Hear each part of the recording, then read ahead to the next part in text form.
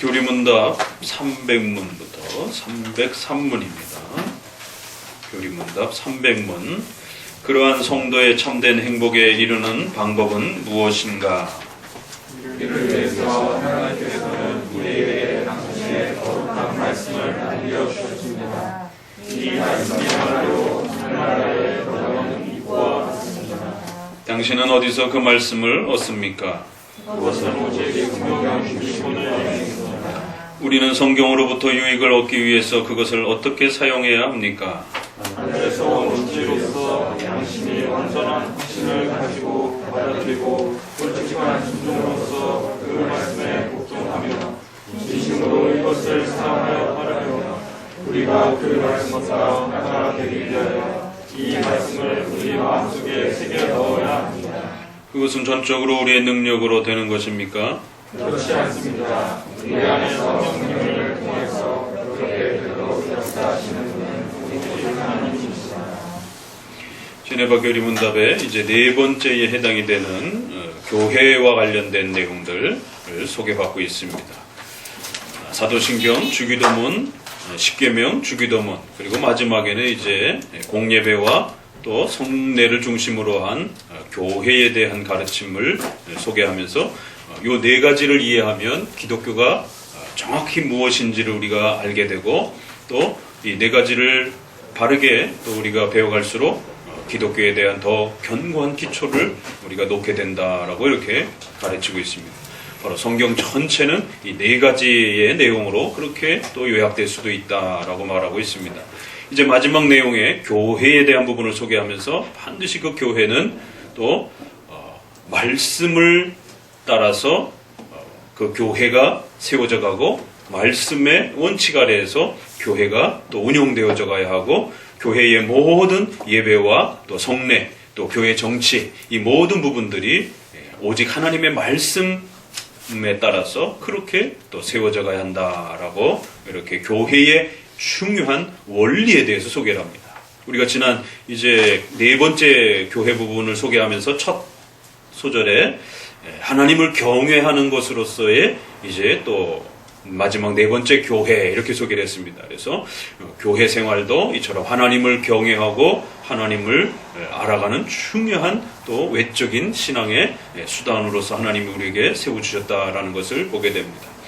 그리고 이제 두 번째 큰 이제 의미로서 바로 이러한 교회가 바르게 성경적으로 운영되어지기 위해서는 인간의 그러한 생각과 또 사회적인 어떤 그런 관습과 또 이러한 철학으로부터 그 운영을 만들어가는 것이 아니라 오직 성경에서 가르치는 그 원리를 따라서 이제 우리가 어떻게 예배드려야 되고 또 어떻게 교회의 예식이라고 하는 또 이러한 세례와 성찬이라고 하는 중요한 교회의 외적인 또 이러한 의식들을 우리가 어떻게 집례하고 시행해야 될 것인가 또 성도들은 어떻게 교회 생활을 해야 될 것인가 교회 정치에 대한 이런 모든 부분들은 오직 성경으로부터 그렇게 가르쳐지고 또 관리되어지고 또 그렇게 또 세워져 가야 한다라고 하는 역시 교회의 이 모든 운영의 원리도 이제 오직 성경 말씀 아래에서 그렇게 세워져 가야 한다라고 하는 우리 개혁파 교회의 장로교회의 아주 독특한 이 교회 정치와 예배는 오직 하나님의 말씀에 기초되어야 된다라고 하는 그 말씀 안에서 말씀을 따라서 말씀과 함께 그렇게 교회를 운영해 가야 한다라고 하는 이러한 오직 성경 중심의 그러한 교회적 운영과 또 질서를 가져야 된다라고 이렇게 소개를 합니다. 그러니까 사실 이 내용은 성경에 대한 그런 가르침인 것처럼 보여집니다. 그래서 이러한 내용들은 제네바 교리문답이 시작하기 제일 앞에 우리가 어떻게 하나님을 알아갑니까? 어떻게 하나님을 알 수 있습니까? 라고 할 때 제일 앞부분에 사실은 소개가 되어 있었습니다. 그래서 하나님을 아는 방법은 절대로 신비체험이라든가 어떤 그러한 세상의 철학을 통해서가 아니라 오직 성경을 통해서 하나님을 알게 됩니다. 그래서 성경이 우리 기독교에 있어서 왜 첫 출발점이 되어야 되고 중요한가를 교리문답 맨 앞에서 다뤘습니다. 그런데 이제 교리문답을 거의 끝내가는 이러한 이제 뒷부분에 교회를 소개하는 부분에 있어서도 다시 한번 성경 66권 이런 이야기가 다시 한번 등장을 하면서 교회 전체의 예배적 질서, 또 교회의 예식, 또 교회 정치에 대한 이러한 교회의 중요한 교회 질서와 교회법, 이런 모든 부분들은 철저하게 성경의 원리에 기초해야 된다라는 사실을 명심하셔야 된다는 것입니다. 바로 이제 이런 부분에서 믿음으로 의롭게 된다라고 하는 칭의 정도는 종교개혁을 통해서 여러 분파들이 나름대로 회복했습니다. 그런데 예배를 어떻게 드릴 것인가 라고 할 때에 이제 교파들이 나눠지기 시작합니다. 이 계명을 어떻게 해석하느냐에 따라 형상에 대한 의미와 이미지, 그림, 조각, 이러한 부분들을 어떻게 이 형상에 대한 부분들을 이해할 것이냐에 따라서 루터파와 개혁파가 장로교가 나눠집니다. 로마 카톨릭과 루터파는 1계명과 2계명을 하나로 섞어버렸습니다.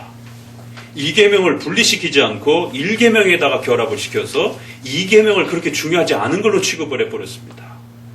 그저 2계명은 1계명을 잘 하라라고 하는 당부이지 2계명이 그렇게 어떤 독특한 어떤 구별성이 있는 것은 아니다.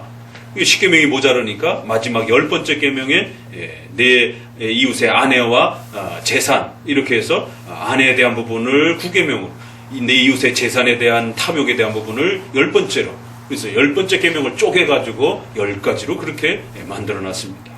그래서 10계명만 봐도 이 교파가 어떤 색깔을 갖고 있느냐가 드러날 정도입니다. 그래서 이 예배를 어떻게 드릴 것이냐, 시각적인 예배, 또 이러한 여러 가지 감각적인 예배, 이러한 부분들을 허용하기 시작한 겁니다.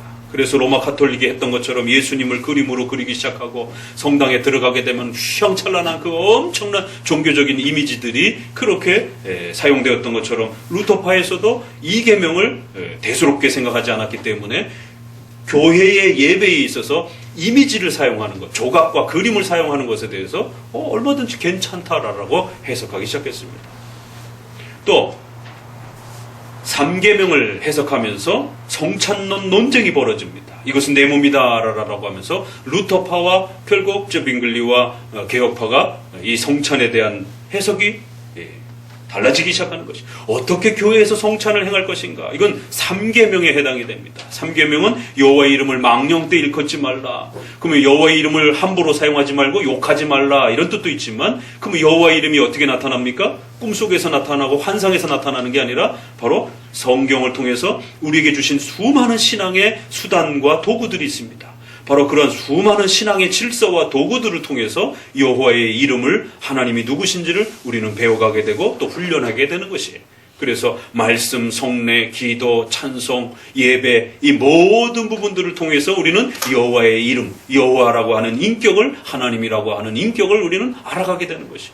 그래서 3계명은 하나님의 인격을 함부로 훼손하지 말라라고 하는 그러한 고백이면서도 동시에 그 하나님을 우리가 배울 수 있는 신앙의 많은 수단들을 함부로 망령되이 사용하지 말라라고 하는 그러한 내용을 담고 있습니다. 그러다 보니까 예배를 어떻게 드려야 될 것인가, 성찬을 어떻게 해야 될 것인가, 기도를 어떻게 해야 될 것인가, 찬송을 어떻게 해야 될 것인가, 왜 장로교에서는 유독 시편 찬송을 하는가, 루터는 독일의 민요에다가 내주는 강한 성이요, 우리가 잘 아는 그 찬송이 바로 독일의 민요에다가 루터가 가사를 넣어서 루터가 만든 유명한 찬송가입니다. 그런데 장로교는 그러한 멜로디와 이러한 가락들을 조심하고 좀 더 종교적인 그러한 엄숙함과 경건함을 유지할 수 있는 그러한 멜로디를 다시 제작하면서 시편을 사용하는 시편 찬송이라고 하는 독특한 장로교의 찬송을 복원했습니다. 성찬식도 이렇게 또 다른 교단과 달리 성찬식을 또 집례합니다. 그리고 네 번째, 주일 성수를 어떻게 할 것인가? 이것도 주일 성수를 느슨하게 지키는 그러한 교파들이 등장을 했고, 형식이 뭐가 중요한 거냐? 신령과 진정으로 우리가 마음을 다해서 우리 삶의 처소에서 그렇게 열심히 신앙생활하면 되는 것이지, 형편에 따라 모일 수도 있고 안 모일 수도 있다. 그러나 퓨리탄과 이제 스코틀랜드와 영국은 철저히 모이는 공예배가 성경에서 말하는 예배다라라고 하는, 이러한 독특한 주일 성수와 공예배의 이러한 정신을 가지고 이제 저항에 많은 어려움에 부딪히게 됩니다. 이처럼 믿음으로 의롭게 된다라고 하는 건 회복했지만 그 다음 2계명, 3계명, 4계명을 어떻게 해석해서 교회의 예배와 교회의 세례와 성찬을 이루어갈 것인가? 세례도 어느 교단에서는 물에다가 담급니다. 그래서 침례가 등장을 하기 시작하는 것이. 그래서 제세례파가 세례를 다시 주기 시작하는 거예요. 기존의 세례는 다 가짜다라고 하면서 그래서 그 교단 이름을 제세례파라라고 부르는 것입니다. 그러면서 물속에 담그는 침례를 또 강조를 하는 것이에요. 그렇지만 장로교는 약식 형태로 물을 뿌려주는 형태로 그냥 충분하다라고 해석하는 것입니다. 이처럼 세례와 성찬을 어떻게 행해야 될 것인가가 달라지기 시작했습니다. 그리고 또 교회 정치에 있어서도 로마 가톨릭은 1인 정치입니다. 또 제세례파는 회중 정치예요. 다수결을 원칙이에요. 모든 일들을 전부 다 다수결 원리로 결정하는 것이에요.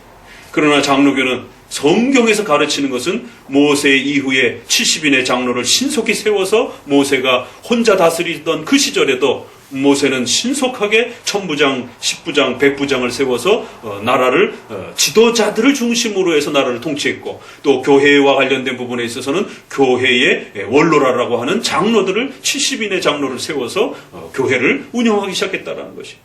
그리고 또 신약에 와서도 모든 사도들이 돌아다니면서 교회를 세울 때에 선교하면서 교회를 세울 때 반드시 장로를 목사와 치리장로를 세워서 장로를 중심으로 그 교회를 세워가는 사도행전 15장에도 그러한 교회의 중요한 문제가 있었을 때 성도가 전체가 모여서 다수결로 결정한 것이 아니라 사도들과 장로들이 결정했다라고 말하는 것이. 그리고는 성도들에게 통보했다라고 이렇게 말하는 것이. 상식적으로 생각해도 하루에 세례가 3천만, 4천 명씩 이러한 예수님을 믿는 장면들이 나오는데 예루살렘만 해도 수천, 수만 명이 성도들이 존재할 텐데 그 수많은 성도들이 어떻게 한 자리에 모여가지고 이 할례에 대한 문제를 회의를 합니까? 불가능한 것이. 그래서 성경에 우리에게 가르치는 정치는 장로 정치다. 교회의 대표를 뽑아서 그 대표를 중심으로 해서 교회를 운영해가는 것이 가장 성경적인 것이다. 이처럼 교회 예배를 어떻게 드려야 되는가? 예배를 드리기 위해서 주일 성수를 어떻게 해야 되는 것인가? 또 성찬을 어떻게 해야 될 것인가? 또 교회 정치를 어떻게 운영해야 될 것인가에 대한 많은 이제 논쟁들이 벌어지게 되면서 교파들이 나눠지기 시작합니다. 저마다 자기들이 옳다라고 자기들의 방식이 가장 옳다라고 말합니다. 그럴 때에 이제 우리는 적어도 쯔빙글리나 또 칼빈이나 또 도르트 신조나 웨스민스터 신조를 따라서 계승되었던 바로 정통 장로교회라고 하는 개혁파 교회와 신앙이라고 하는 이러한 형태가 가장 건강한 형태로 초대교회의 어거스틴과 교부시대의 이러한 초대교회의 신앙을 가장 잘 계승한 그러한 모습으로서 기독교로서 그렇게 저희는 존중하는 것입니다. 그래서 이제 교회를 어떻게 운영해 가야 될 것이냐, 어떻게 교회를 예배와 교회 정치를 어떻게 세워가야 될 것이냐, 이것은 사람의 생각과 어떤 세상적인 그러한 관습과 경험을 통해서가 아니라 오직 성경이 어떻게 예배드리라라고 말하는가, 오직 성경이 어떻게 찬송하라라고 하는가, 오직 성경이 어떻게 교회 정치를 운영하라라고 하는가, 이것이 중요하다라는 것이. 아무리 장로 정치가 힘들고 어려워 보여도 왜 오늘날 민주주의 사회처럼 이런 사회에서 장로교회는 회중 정치를 하지 않고 장로 정치를 하냔 말이에요. 오늘날 한국교회에서 서구교회도 그렇지만 민주주의 사회가 뿌리를 내리면서 가장 공격의 대상이 장로교회가 돼버렸습니다. 왜 장로 정치를 하느냐라라. 회중들 모든 성도들도 다 신자인데 왜 대표들만이 교회를 운영하느냐라라. 교권주의라고 비난하면서 다수결 결정으로 결정하는 이러한 회중교회가 훨씬 더 인기를 얻고 있습니다. 하지만 서구의 근대 국가들은 다 대의 민주주의라고 하는 국회의원을 뽑아서 그렇게 나라를 운영합니다. 그 어떤 나라도 모든 백성들이 다 다수결로 그렇게 투표해서 모든 국가의 사건들을 결정하지 않습니다. 왜? 그렇게 할 수가 없거든요. 그게 불편하거든요. 그게 실용성이 떨어지거든요. 실제로 해보니까. 그래서 근대 문명국가에서도 대표를 뽑아서 의회제도라고 하는 형태로 국가를 운영했을 때 가장 그래도 그 시스템이 실용적이고 효과적이더라라고 그렇게 대부분의 근대 국가들은 의회제도를 운영하는 것입니다. 그러면서 민주주의를 부르짖으면서 교회 안에서는 회중정치를 해야 된다라고 다수결로 해야 된다라고 이러고들 있는 것입니다. 세상 정치도 해보니까 직접 민주정치가 굉장히 힘든 겁니다. 그래서 대표를 뽑아서 의회 정치를 하는 것이. 더더욱 놀라웠게 성경은 이미 구약에서도 신약에서도 장로들을 세워서 그 장로들을 중심으로 해서 교회를 운영하고 교회를 세워가는 것이 가장 성경적인 그러한 모습으로서 성경이 명령하는 형태로 또 교회 정치를 성경이 소개하고 있습니다. 실용적인 면에서도 대표를 뽑아서 다스려가는 정치가 가장 실용적이고 또 성경의 원리 안에서 보았을 때도 성경이 명령하고 있는 그런 정치로서도 장로 정치가 또 우리에게 요구되어지는 것이. 이제 우리는 어떻게 예배드릴 것인가, 어떻게 교회를 운영할 것인가와 관련해서 반드시 오직 성경 66권 안에서 찾아야 하고 그 성경 66권을 통해서 교회의 이러한 성경적 예배와 성경적 교회 질서를 잘 찾아내야 하고 그러한 성경적 교회 질서 아래 우리는 우리 자신을 복종시켜야 하고 또 그러한 것들을 사랑하셔야 되고 그러한 하나님의 말씀이 요구하는 예배와 그러한 교회 질서를 우리 말씀과 우리가 하나 되기 위하여 그러한 말씀들을 소중하게 여기면서 우리 마음속에 새겨 넣으셔야 됩니다. 참 멋있는 표현이죠. 302문은. 바로 하나님이 우리에게 주신 우리의 신앙의 유익을, 우리의 신앙의 성장을 위해서 은혜의 수단으로 그렇게 교회의 질서들을 세워주셨습니다. 이러한 부분들을 잘 배워서 그 말씀을 따르는 예배, 말씀을 따르는 교회 질서에 잘 복종하고 또 그러한 것들을 사랑하시고 또 그러한 것들을 우리 후손들에게 계승시켜줘야 되는 것입니다. 우리의 이러한 장로교적 예배와 교회의 이러한 질서도 우리가 140년 전에 선교사로부터 그렇게 배운 것이고 또 300년 전에 미국 교회로부터 그렇게 또 배운 것이고 또 400년 전, 500년 전에 종교개혁을 통해서 그렇게 배운 것입니다. 오늘 지금 한국교회가 주일 성수와 공예배가 엄청난 지금 도전을 받고 있습니다. 2000년 역사 속에 단 한 번도 보지도 못했고 들어보지도 못했고 경험해보지도 못했던 그런 희한한 예배를 지금 우리에게 제시하고 있습니다. 부득이한 상황이라고 하는 이유 하나 때문에 2000년 동안 해왔던 모이는 공예배의 이러한 부분들을 손바닥 뒤집듯이 그렇게 바꿔버렸습니다. 그게 과연 성경적으로 정당한 것인지 옳은 것인지 충분한 논쟁도 없이 국가의 그러한 협조와 요구와 그러한 압박 때문에 느닷없이 그냥 바꿔놓고 이제 와서 이것이 성경적이냐 아니냐를 고민하고 있는 것이에요. 2000년 동안 경험해보지 못한 이러한 예배를 어떻게 이렇게 쉽게 받아들일 수 있느냐라는 것이. 바꿔서 혹시라도 적용하더라도 천천히 성경 전체를 살펴봐야 되고 2000년 교회사 전체를 살펴보면서 우리가 이 하나를 옮기는 것이 과연 성경적 질서인지 오직 66권 성경에서 가르치고 있는 그러한 주일 성수와 공예배의 모습인지에 대해서 또 검증해서 고민을 해야 되는데 훅 바꿔놓고는 이게 과연 성경적인지에 대해서 엄청난 지금 혼란을 겪고 있는 것이. 적어도 우리가 교회라라고 하는 것은 그렇게 함부로 막 바꾸고 함부로 세상의 방법과 세상의 그러한 그 형식을 따라서 조정하는 것이 아니라 오직 성경에서 가르치는 그 원리를 따라서 하나님의 말씀이 명령하고 있는 그 교회적 예배적 질서와 교회 정치 질서를 존중하고 사랑하고 복종하며 그렇게 지켜가는 것입니다. 왜냐하면 리폼드라라고 하는 말은 고쳐나간다, 바꿔나간다, 개선시켜나간다 이런 뜻이 아니라 원래의 폼으로 돌아간다라는 뜻입니다. 리폼을 일반 사람들은 세탁소라라고 말하는 것이 고치는 거니까 폼을 다시 뜯어 고치는 것이에요. 그래서 리폼하면 재활용, 세탁소 이런 뜻이에요. 그러나 이것을 교회적 용어로 리폼드라라고 쓰게 되면 성경으로 되돌아간다라는 뜻이에요. 성경의 원리로 고쳐야 된다라는 것이. 성경을 빼놓고 그저 고친다라고 더 좋은 실용적인 방법으로 고친다라는 뜻이 아닙니다. 성경으로 되돌아간다라는 뜻이에요. 그래서 교회적 예배, 또 교회적 성찬, 세례, 교회적 질서, 이 모든 것들은 실용적인 방법에 따라서 국가의 어떤 그 법률에 따라서 고쳐가는 것이 아니라 성경의 원리를 따라서 되돌아가는 것입니다. 그리고 그것이 옳다라고 하면 고치지 않는 겁니다. 계승해 가는 것이에요. 수천 년이 지나도 그냥 계승해 가는 겁니다. 왜요? 그게 가장 성경적이라고 지켜왔기 때문에. 1000년 전, 2000년 전 건이라고 해서 고리타분한 게 아니라 그것은 가장 성경적이라고 그렇게 고백하고 계승해 가는 것입니다. 모여서 공예배로서 하나님 앞에 드리는 것은 지난 2000년 동안 교회가 가장 성경적인 예배의 원리로 그렇게 지켜냈고 그렇게 지켜왔던 것이고 우리 수많은 선조들이 피 흘림을 통해서 그렇게 희생하면서 지켜내줬던 것입니다.